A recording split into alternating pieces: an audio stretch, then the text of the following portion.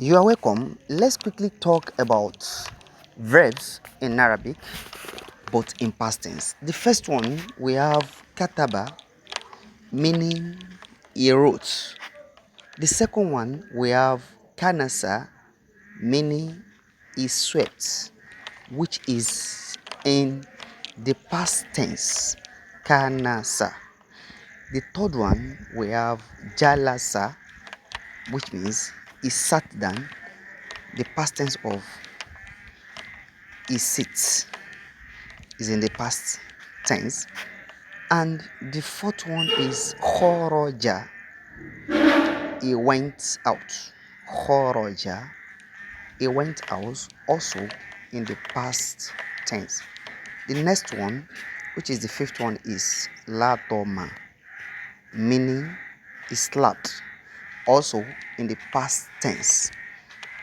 The next one is akala, he ate, the past tense of he eats. Akala. Also, we have sharoba.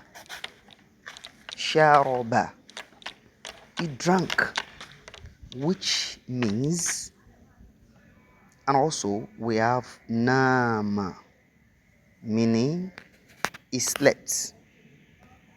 Nama, he slept. And the next also one, we have the verb fataha, meaning he opened, is in the past tense, he opened. Fataha. Another verb we have here is akhadha, that is he took, which is in the past tense also. We have another verb raja'a, meaning he returned, just like we see on the picture up here. We have another verb again, ja'a, meaning he came, also in the past tense, as we are seeing it on the picture up here.